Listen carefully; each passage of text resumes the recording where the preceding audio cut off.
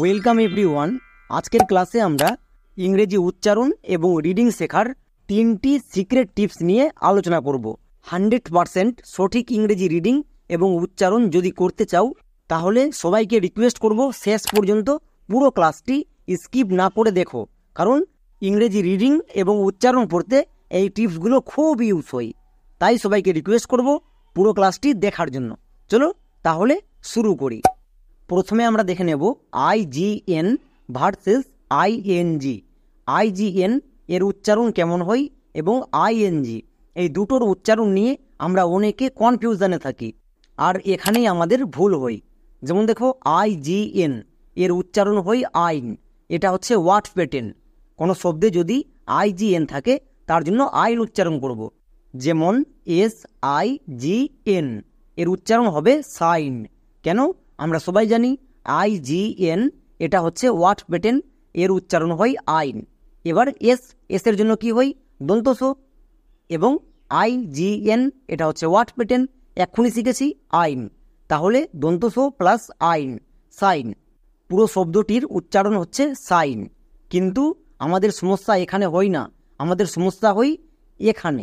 যেমন ডান পাশে দেখো SING এর উচ্চারণ সাইন কিন্তু না, অনেকে একে ভুল করে উচ্চারণ করে সাইন, এবং আগেরটাকে উচ্চারণ করে সাইন, বাট দুটো কিন্তু ভিন্ন ভিন্ন। এখানে দেখো আয়ের পরে জি আছে, এখানে আয়ের পরে এন আছে। ING এর জন্য ইং সাউন্ড হয়, যেমন সিং, এর জন্য আমরা সাইন উচ্চারণ করতে পারবো না। 99% লোক এখানেই ভুল করছে। তাই সবাইকে রিকোয়েস্ট করব খুব ভালো করে বিষয়টা দেখো, এগুলো ভেরি ভেরি ভেরি ইম্পর্টেন্ট। আমাদের ইংরেজির কোর্সে ভর্তি চলছে, যারা ভর্তি হতে চাও নিচের হোয়াটসঅ্যাপ নাম্বারে মেসেজ বা ফোন করতে পারো। একদম 0 থেকে অ্যাডভান্স লেভেল পর্যন্ত শেখানো হয়। প্রথমে আমরা দেখে নেব IGN এর উচ্চারণ হয় আইন, যেমন রিজাইন। এখানে দেখো এই ওয়ার্ডটির শেষে IGN আছে, আমরা সবাই জানি এটা হচ্ছে ওয়ার্ড প্যাটার্ন, এর সাউন্ড হয় আইন। এখানে কোনো আদার্স কোনো টিপস ইউজ করতে হবে না।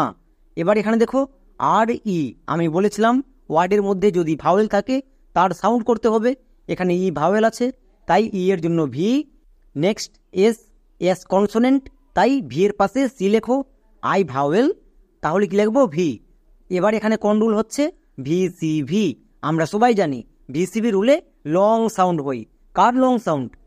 যেখান থেকে আমি গুণা স্টার্ট করলাম, মানে ই এর লং সাউন্ড কেমন হয়? ই এর লং সাউন্ড ই, তাহলে এর মাথার উপরে লিখে দাও ই এর লং সাউন্ড ই। নেক্সট এখানে আর একটি ভাওয়েল আছে আই, তাহলে এখানেও সাউন্ড চেক করব না। কেন? কারণ আমরা জানি ওয়ার্ড প্যাটার্নে কোনো রুলস, কোনো নিয়ম, কোনো কিছু ফলো হয় না, তাই এখানে রুলস চেক করব না। চলো এবার উচ্চারণ করো। আর এর জন্য রো, ই এর জন্য দেখো উপরে সাউন্ড লেখা আছে হস্তিকার, মানে হস্তিকার, রোয়া হস্তিকার।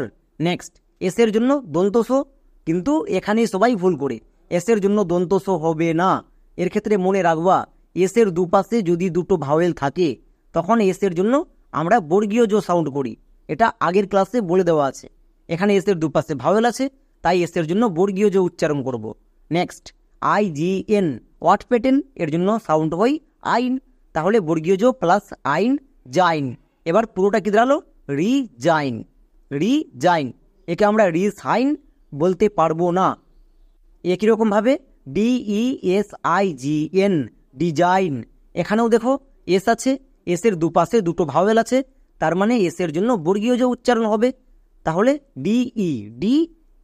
এস এর জন্য বর্গীয় জো। IGN এর জন্য কি হয়? আইন। এবার পুরোটাকে একসঙ্গে উচ্চারণ করো, ডিজাইন। একই রকমভাবে CON কন, SIGN সাইন, কনসাইন। এবার এখানে এস এর জন্য বর্গীয় জো কেন হয়নি? এখানে দেখো এস এর এক পাশে আই ভাওয়েল এবং আরেক পাশে এন কনসোনেন্ট। নিয়মে কি বলা ছিল? এস এর দুপাশে যদি দুটো ভাওয়েল থাকে তখন এস এর জন্য বর্গীয় জো হয়। এখানে এস এর এক পাশে ভাওয়েল আছে আর একদিকে কনসোনেন্ট আছে, তাহলে বর্গীয় জো হবে না, এস এর জন্য দন্তস হবে। ক্লিয়ার? নেক্সট IGN এর জন্য আইন, তাহলে কি হলো? কনসাইন। একে আমরা কনজাইন বলতে পারবো না, এই বিষয়টাকে খুব ভালো করে মাথায় রাখতে হবে।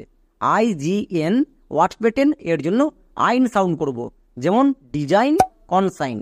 এবার দেখে নেব ING এর জন্য ইং সাউন্ড করব। এর জন্য কিন্তু আইন সাউন্ড করতে পারবো না। আমরা আইন সাউন্ড কখন করব? যখন IGN পাবো তখন আইন সাউন্ড করব। এটা হচ্ছে ওয়ার্ড প্যাটার্ন। এবং ING পেলে এর জন্য ইং সাউন্ড করব। দুটো কিন্তু সম্পূর্ণ আলাদা, দেখতে একই রকম হলেও দুটো সম্পূর্ণ আলাদা। চলো তাহলে আমরা দেখে নেব ING কখন ইউজ করতে হয়। যেমন SING এর জন্য সাইন উচ্চারণ করব নাকি সিং উচ্চারণ করব? এস এর জন্য কি হয়? দন্তস। এবার ING যে কোনো শব্দে যদি থাকে তার জন্য আমরা ইং সাউন্ড করব। মনে থাকবে, কোনো শব্দে যদি ING থাকে তার জন্য ইং সাউন্ড করব। তাহলে এস এর জন্য দন্তস, ING এর জন্য ইং। তাহলে পুরোটা কি দাঁড়ালো? দন্তস প্লাস ইং, সিং। একে আমরা ভুল করেও সাইন বলতে পারবো না। একই রকমভাবে KING কি হবে? কিং। কেন? কারণ এখানে দেখো কে আছে, কে এর জন্য কি হই? কো, এবং ING এর জন্য সাউন্ড হই ইং। তাহলে কো প্লাস ইং কি হয়ে যাবে? কিং। বোঝা গেল? আমরা যদি ING দেখতে পাই চোখ বন্ধ করে ইং সাউন্ড করব।